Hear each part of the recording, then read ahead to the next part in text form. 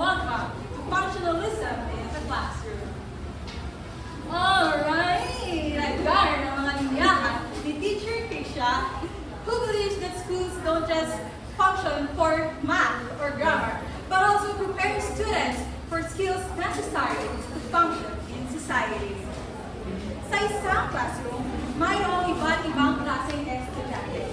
May laging tulog, may laging late, puro paganda, puro drawing, may genius, may madaming alam, at ang iba naman ay walang kaalam-alam. Gayon pa man, tuklasan natin ang karaniwang araw ni Teacher Krisha at kung paano niya hinandle ang kanyang class today. Magandang hapon sa inyo lahat, class! Wait lang ang present. So, may mga may object ko. Wala mo mga library mag-lead na wala rin ang pagkas pa saya.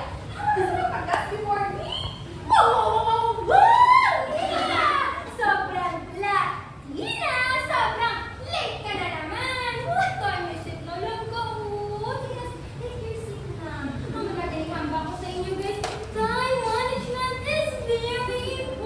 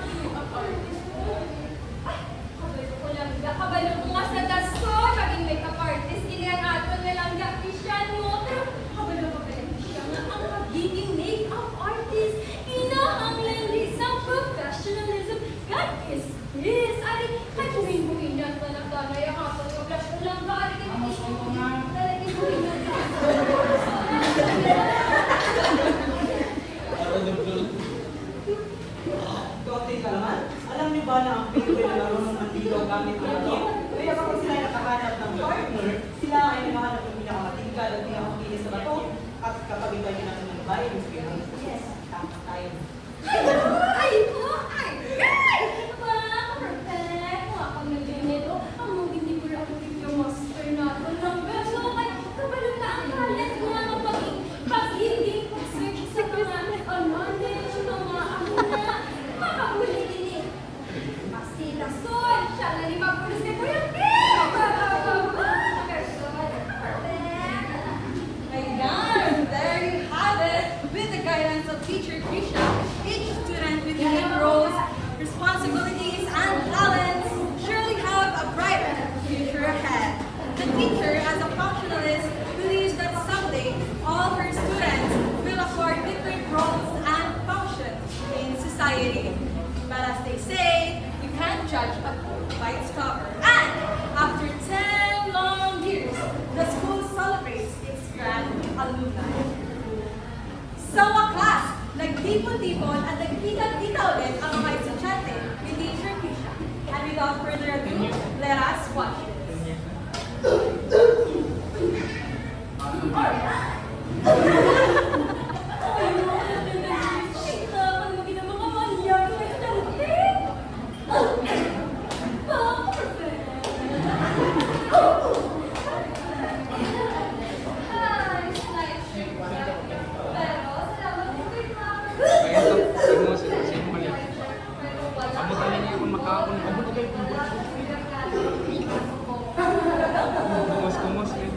Pinakasakot eh, pinusapot na, kalpas ang kalpas na akong nabrot siya, subok, manok na naman namin, kung juicy pa. John na sana. Alam niyo ba na the Food and Nutritional Research Institute nga ang pagkaon sa Philippines sama sa June inasal, pagkataas ng rate sa heart attack.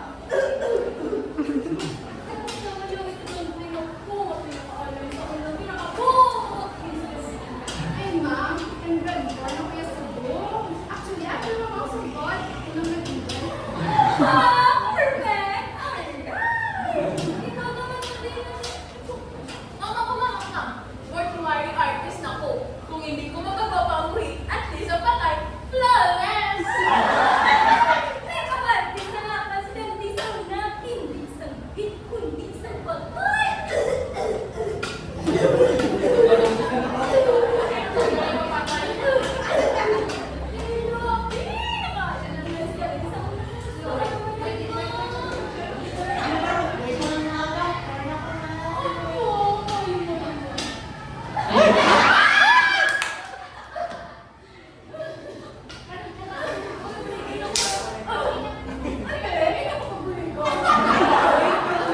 Alam niyo ba na pagkakatakabot sa grabe subo at ang heart sa symptoms include chiseling,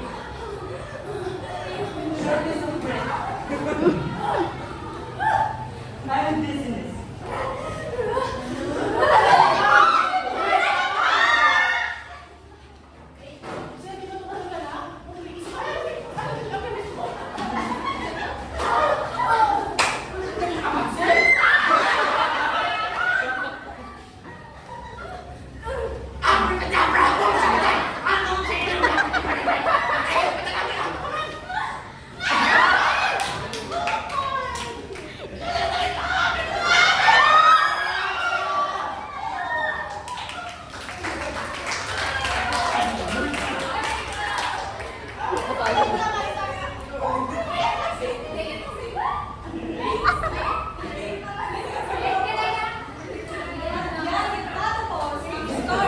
Teacher Krisha with her beloved students.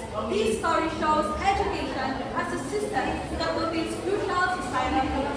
Each student plays different roles in society. Mapadoktor o manghihilot, inventor, night shifter, makeup artist, at makakuyakiman. All of them are important for society to function.